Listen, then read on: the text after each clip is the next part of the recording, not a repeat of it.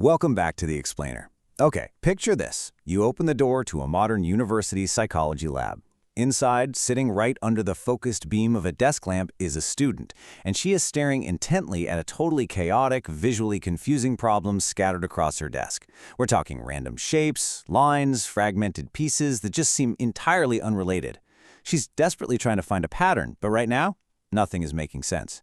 Look, we've all been exactly where she is, right? Just staring at a complex issue, feeling like the pieces absolutely will not fit together. So how do we actually solve a problem when the isolated parts just don't make sense? Watch her for a second.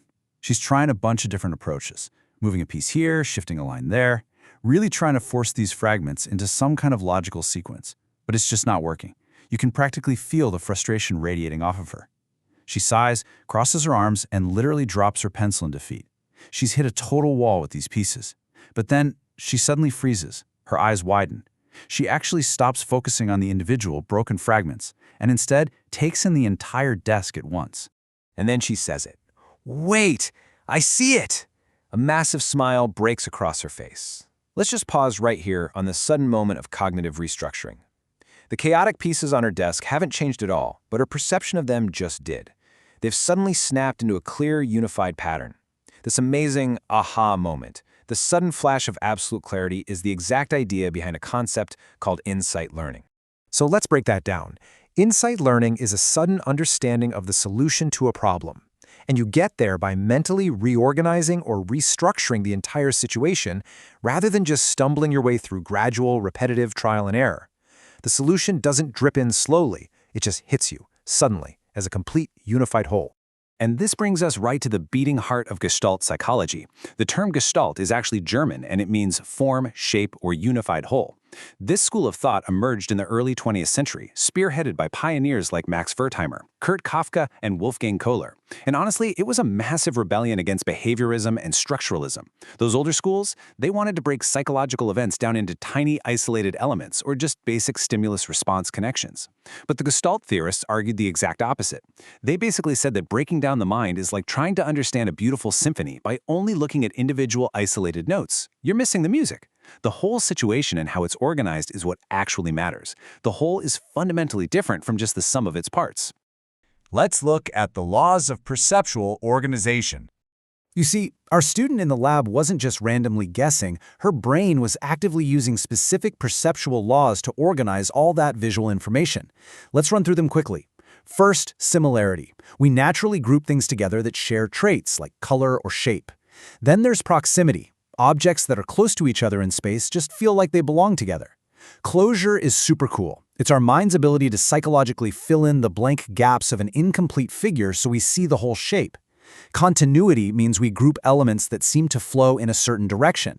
Figure ground is how our brain separates a main, noticeable figure from its background. And finally, Prägnanz. This is our natural tendency to perceive things in the absolute simplest, most organized, good form possible. Her brain used these exact laws to turn chaos into order. Moving on to productive versus reproductive thinking. So, how do these perceptual laws actually apply to complex problem solving? Well, Max Wertheimer's theory perfectly illustrates this by comparing two very different approaches. On one hand, we have productive thinking. This is what the Gestalt psychologists were all about. It means looking at the larger structure of a problem, recentering yourself to get a totally fresh perspective, and coming up with novel solutions. On the flip side is reproductive thinking.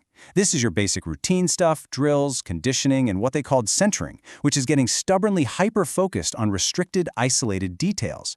Stepping back to look at the whole problem, that is absolutely vital if you want creative solutions, because getting stuck doing the same routine drills over and over almost never leads to an aha moment.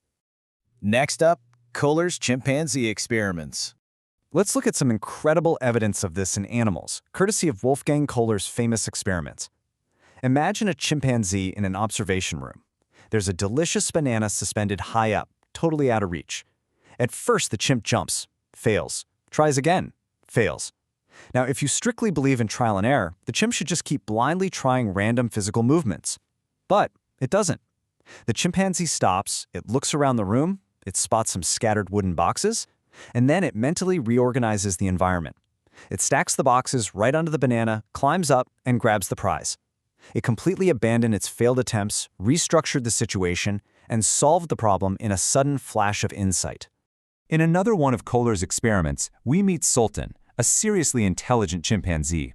This time, the banana is outside his cage, too far away to grab. He's handed 2 short bamboo sticks, but neither one is long enough to reach the food on its own. Sultan tries dragging the banana with one stick, then the other. No luck. He sits down, seemingly just playing around with these sticks. But then, suddenly, he realizes that the end of one stick fits perfectly into the hollow end of the other. The exact second Sultan connects those 2 sticks together is just brilliant. The complete solution becomes immediately clear. He restructured his tools, made one long stick, and got his food. Now, the crucial takeaway here is that Gestalt psychologists saw this sudden realization as fundamentally different from simple trial and error learning.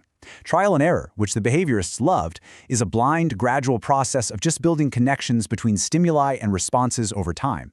But insight learning, that requires a sudden reorganization of the entire situation. It's all about grasping the unified relationships within a problem. Sultan didn't gradually learn to connect the sticks because he was given a treat every time he got close. He understood the relationship between the shapes of the sticks and the distance of the banana in one single cohesive thought. Let's move on to transposition and everyday insight. Let's bring this out of the chimpanzee lab and into our own everyday lives. How does a sudden insight turn into actual, lasting knowledge? The Gestalt answer is a really neat concept called transposition. Basically, this proves that true learning is about understanding relationships, not just memorizing some isolated fact. For example, in experiments using grayscale cards, subjects don't just memorize one specific dark gray card, they learn the underlying relationship of darker than. And once you understand that core relationship, the whole pattern, you can seamlessly transfer that knowledge to entirely new situations and new stimuli. True insight is incredibly adaptable. Think back to our student for a second. Let's say she's struggling with a really tough math problem. She tries a bunch of different calculations over and over, getting absolutely nowhere. But then, she steps back, sees the underlying relationship between the numbers, and suddenly, bam, she understands the core method. Or think about trying to arrange furniture in a room. You're shuffling a desk here, a chair there, and it just looks awful. Then you stop. Look at the entire space differently. You literally reorganize the room in your mind's eye, and suddenly, you see a layout that works perfectly. When you're learning difficult concepts, grasping the whole pattern is way more effective than memorizing fragmented parts. Because learning inherently involves changing how you organize a situation, not just blindly repeating things. We've seen just how powerful the Gestalt perspective really is. It proves that our minds are active, constantly organizing, grouping, and searching for whole, meaningful patterns. But this leaves us with a really provocative question to think about. If learning can happen so beautifully and suddenly through insight and cognitive restructuring, what happens when psychologists try to explain learning solely through mechanical connections between stimuli and responses? Well, we're going to explore exactly that in Part 3, Thorndike, Connectionism, and Trial and Error.